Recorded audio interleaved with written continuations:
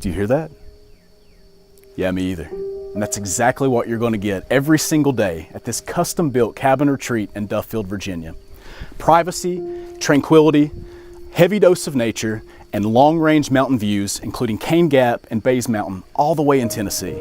As for the house itself, A-frame style log construction, 3-bedroom, 2-bath, just under 2,500 square feet, all situated on 7.3 acres.